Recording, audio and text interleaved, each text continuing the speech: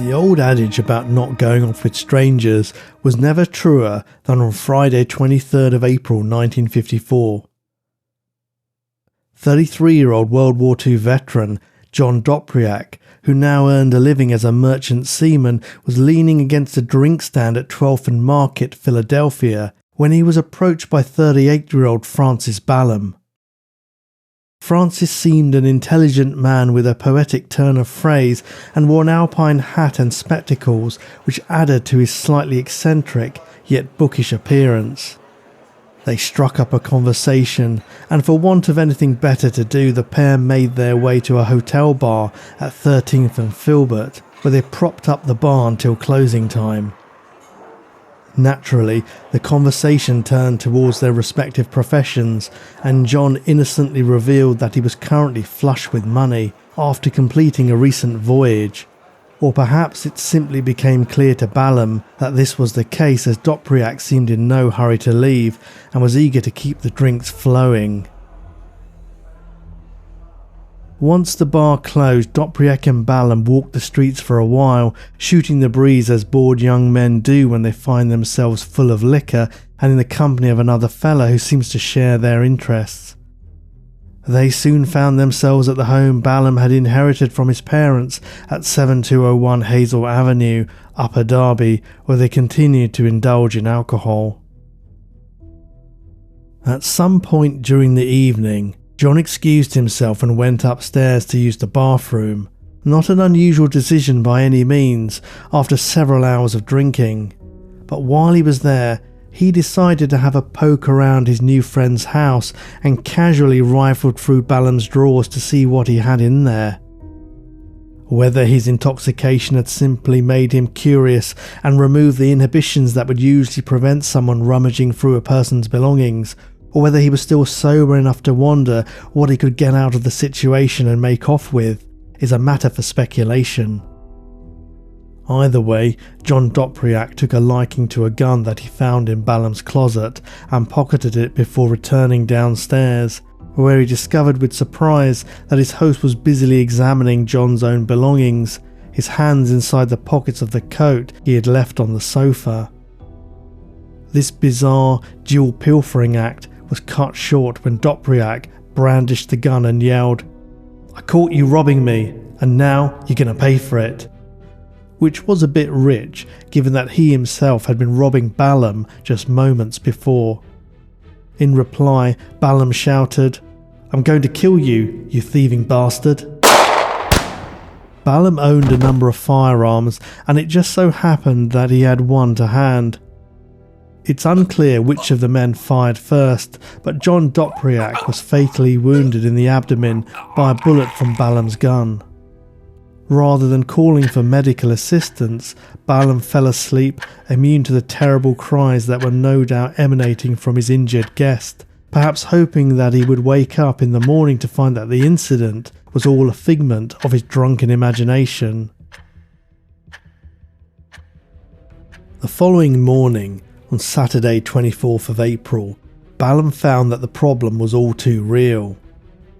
Gradually the clouds of his hangover lifted, leaving behind not just a headache and a sour taste in his mouth, but an inconvenient body. At some time in the night, John Dopriak had died from the gunshot wound. Francis Ballum considered how to approach the situation, and spent some time reading a medical dictionary over breakfast, in the hope it would give him an idea of how to dispose of the body. His pet dog bothered him while he was trying to concentrate, barking for attention and a walk, so he picked up the gun and shot it dead, its corpse falling lifelessly next to Dopriak's, both man and dog the victims of a rash and unpredictable killer. Ballum did not seem concerned by living with a cadaver in his home, and it was not until the next day, Sunday 25th of April, that he took action. He dragged the merchant seaman's body to the cellar, undressed him, and threw his clothes into the furnace. He then applied lime and camphor to the body to slow the decomposition process and mask the smell. Then with cunning calculation, he used the blowtorch to burn Dopriak's face and fingertips, thus effacing the usual methods of identification.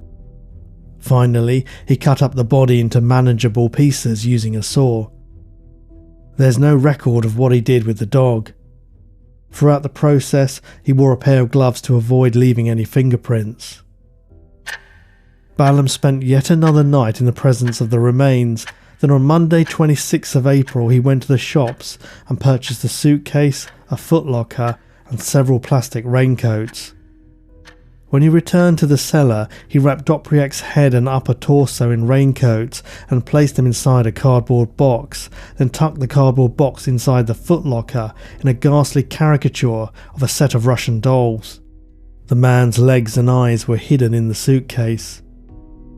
Ballum loaded his grisly cargo into his car and drove it to the nearby Upper Derby Park. Conveniently, the weather was wet that day, so the only eyes on him as he discarded the body parts in the picturesque wooded area of Naylor's Run were those inside the suitcase belonging to the dead man.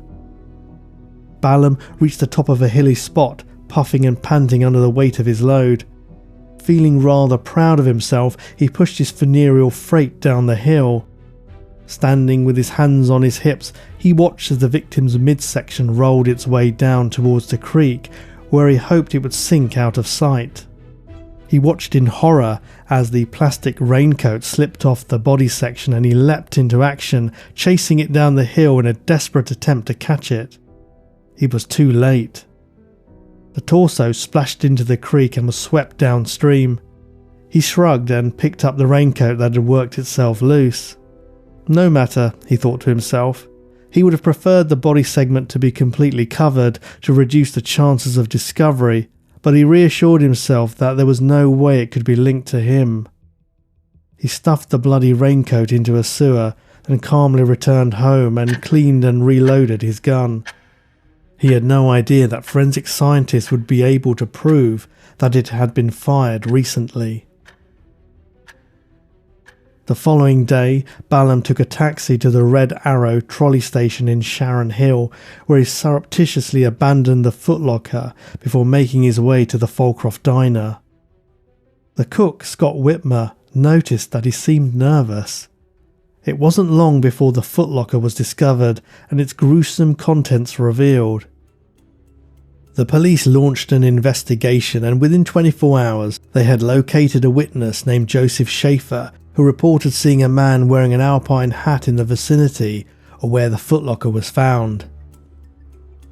When he heard the news, Whitmer had put two and two together and told the police about the suspicious man who had come to the diner. The final nail in the coffin was found inside the cardboard box that contained the victim's head. The name Ballum was clearly written on the inside of the box. No matter how carefully he had planned the disposal of the body, he had virtually signed his name to the murder. More reports came in to add to the mounting evidence.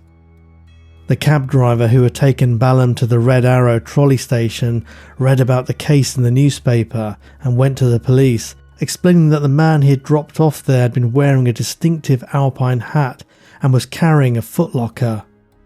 Ballum's own neighbours, perhaps having heard the gunshots over the weekend and recognising his description, reported that he was known to wear such a hat. Ballum knew the writing was on the wall, but for reasons best known to himself, he decided not to flee the city. Instead, he crept upstairs and hid in his attic, lurking in the dark while he awaited the inevitable. He didn't have to wait long. That night, as he crouched among the dust and cobwebs, he heard the police arrive. They hammered on the door, and when they received no response, they broke it down and searched the premises. The attic, it turned out, was not a sufficiently good hiding place. Without further ado, they found him, handcuffed him, and took him to the station for questioning. At first, Francis denied all knowledge of the dead man, but despite his best efforts to obliterate his victim's identity, the police managed to name him as John WWII. They showed Ballum a photo of the merchant seaman, at which point he admitted ghoulishly, "Oh yes, that's the man. I'll never forget that smile." He eventually confessed to the murder, but claimed it was in self-defense after Dopriak threatened him with a gun. On Friday 30th of April, he took the detectives to Naylor's Run and pointed out the spot where he had discarded the man's torso. It did not take a jury long to convict Ballum of murder in the first degree, and it seemed clear, at least on the surface, that he had deliberately lured John Dopriak to his home with the intention of robbing him. Perhaps it might have ended there had he not been discovered, but when Dopriak caught him in the act, Ballum's response was to eliminate the problem by killing him. Police subsequently questioned Ballum about a series of other murders. The victims Edgar Clymer, Robert Prado, Richard Rosen and Elmer Schroeder were thought to be gay, so it may be that law enforcement suspected Ballum himself was far more interested in gentlemen than ladies. Did they wonder whether this was another part of the picture and if Ballum had killed Dopriak after making advances towards him? When asked why he spent so much time in pubs and bars talking to strangers, he claimed to be gathering information to help him write a book about such places and the patrons who frequented them.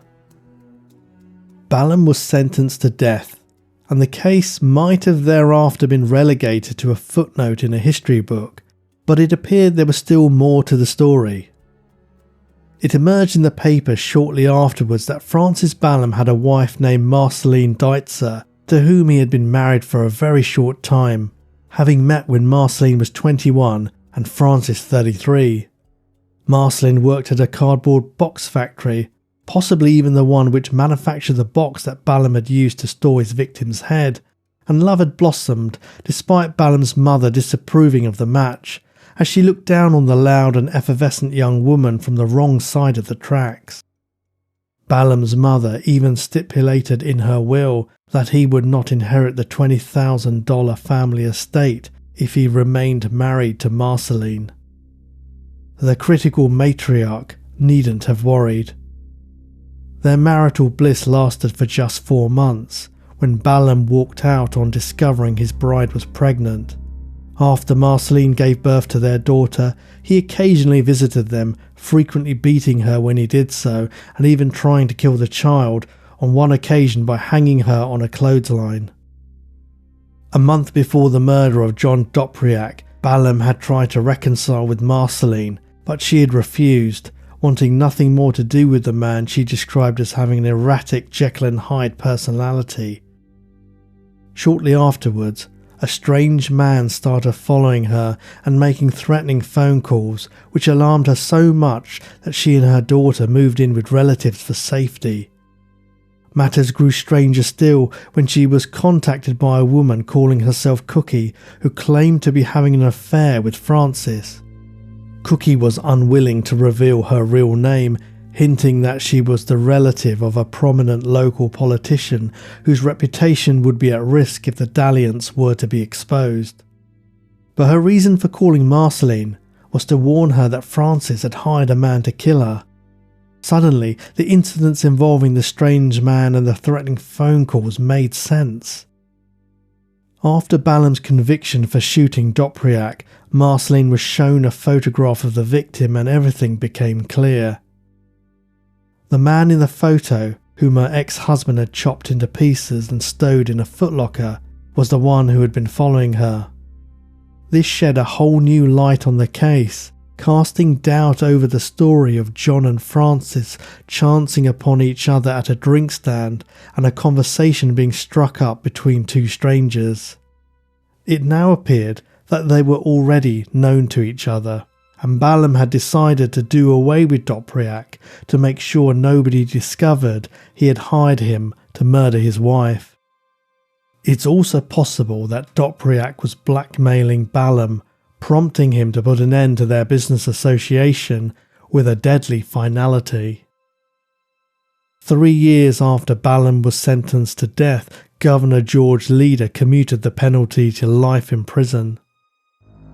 This peculiarly gory case should act as a cautionary tale, as so many true crime stories do, that just because a gentleman is wearing spectacles, an alpine hat and a friendly smile, it's not necessarily a good idea to go drinking with him, particularly if he has recently hired you to murder his wife. Thank you for listening to this episode of Prash's Murder Map. I know times are tough for a lot of us right now, but there are several ways you can support the show if you're able to. I'm proud that the podcast is 100% independent and is researched, written and produced by myself and my wife from our spare bedroom, so any help is greatly appreciated. Please subscribe and consider leaving me a review wherever you get your podcasts, or share the show with a friend. Or you can make a one-off donation via PayPal to prashasmurdermap@gmail.com, or buy me a coffee at kofi.com/prashasmurdermap. Alternatively, if you would like to contribute on an ongoing basis, you can do that through Patreon, so please feel free to check out the link in the show notes and see what rewards are on offer in return for your support. Thank you. I also have an audiobook available on Audible, Murder Casebook Volume 1, a collection of 12 shocking true crime cases narrated by British actor Mark Rice-Oxley, so please check that out if you're looking for a new audiobook. You can find all the links in the show notes. For news about my books and free true crime blog posts, check out my website www.prashganandran.com. I really appreciate your support, and I'll see you again soon.